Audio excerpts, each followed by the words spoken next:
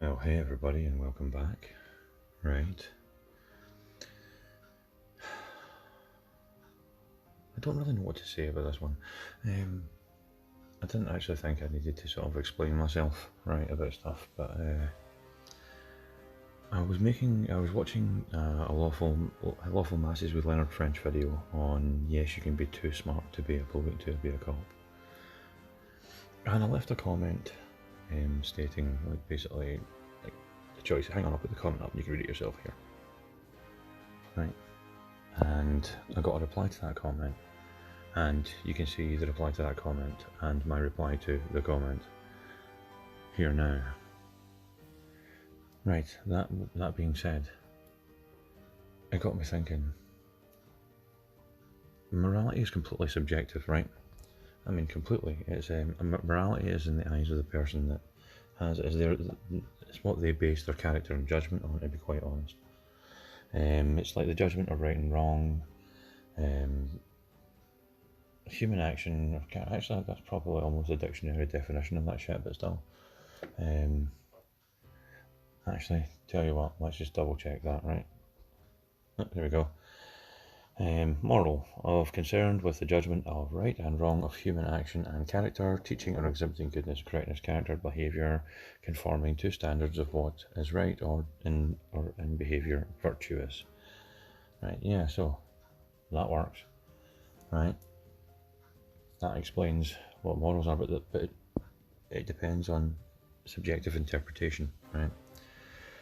Example, right? What I find morally reprehensible, other people may not. I mean, seriously, other people may not find it morally reprehensible. I mean, for me personally, going through like somebody's cupboards or going through their drawers or their wardrobe or their private spaces in their house is reprehensible to the moral standard that I have, to my interpretation of right and wrong. Now, I understand that there is grey areas in between things, but for me personally, that is my right and wrong. Right? That's morally reprehensible to me.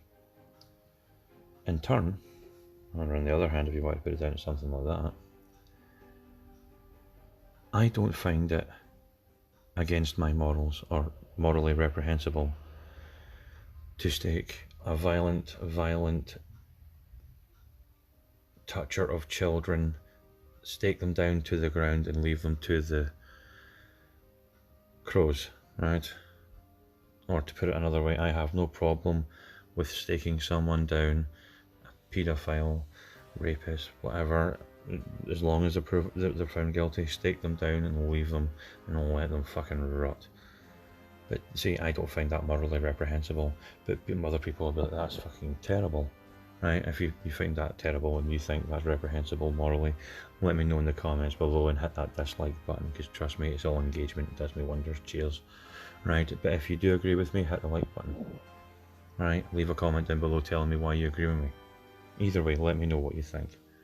Right, so morality. Right, I find that morally reprehensible. Right, so now when you are looking at the rights and wrongs and injustices of things that are happening, what's the moral? What's the morality got to do with the actual facts?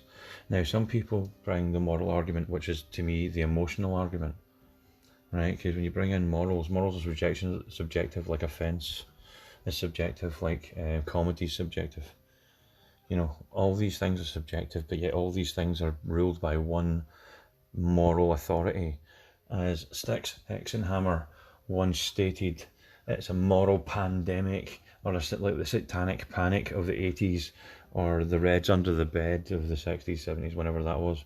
You know, it's a moral panic, and we are in the midst of that now, and it's going so far, and the ideologies of the world are so twisted now, right? The things we saw, like in, let's see, 2015, 2016, we were reading like The Onion and the Babylon Bee and seeing some of the headlines that we get today, that we got then, thinking, that's pretty funny, right? But we're getting those same headlines from those publications in modern mainstream media, like The Guardian, The Telegraph, and well, that's in Britain, the Daily Mail, but you also get it in the Washington Post, the New York Times, the Atlantic, You know, there's very, very, very few mainstream media outlets, print, digital, or on cable or national television, that aren't completely left-wing, and their bias is so blatant, and their ideology is like almost 90%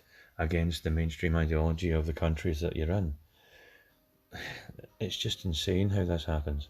It's insane how we've let moral ideology take over actual facts and sanity. I mean, what happened with George Floyd was, it should never have happened. Never, ever, ever have happened. He should not have died. They should have been aware that something was wrong and went on it. And yes, the officers there should be punished, not overcharged, because that's how you end up that's how they end up getting away with it. But no, they should be charged accordingly with how it happened, how we know everything went down. But it seems like these protests have been hijacked, and you have the right to protest by others who have boredom and opportunity just decided to get on with it. And let's move this in. We're watching videos from all different sources. Tim pulls one, and he had like pallets of bricks being shipped in. It was all being set up, it's all been started, but people through boredom and other people through opportunity have just taken advantage of the whole thing and went woof. Right, and that's in the US. But in Britain, they're pulling down statues for something that hasn't even happened in our country. Right, because I mean, honestly, if you paid tax in the UK up until 2015, you were responsible for ending slavery, right, or paying towards ending slavery, because Britain took out a big pile of loans back in the day, right, to buy all the slaves' freedom. It was that simple. I mean, you can fact check me on that. That's a fact, right? If you paid tax and up to 2015, you helped to pay to end slavery, and I have definitely paid tax. I definitely paid tax all the way from the 90s right through to now. So there we go. I paid to end slavery, so I am definitely not fucking racist. Neither is the majority of people of Britain. They are the odd couple, and they are quite a few race grifters, especially in politics in Britain and in the United States. Trust me, there's a lot of race grifters over there. Sean King comes to mind straight away. Right, but anyway, this is getting off the point. Their morality is not the same morality as like 90%. It maybe even change that statistic up or down, I'm not sure. But it isn't the mainstream morality, but yet the mainstream media outlets, publications, digital, print, they all still say the same thing, right? And it is absolutely antithetical to the majority of the people in Britain, in the United States, in the West, to be honest, collective sense of morality. But anyway, this could just all be a random ramble on, but please, in the comments, let me know what you think. Right, well, anyway, ladies and gentlemen, thanks very much for sticking by. Don't let this thing cloud your judgment on me. Let me know what you think about this in the comments. Hit like, hit subscribe, share the video out, because it does help the channel grow, and seeing how that happens and seeing what YouTube kind of does to me, we'll see if I can make some more videos. But anyway, ladies and gentlemen, as I said, thanks very much for watching, and I'll maybe catch you in the next one.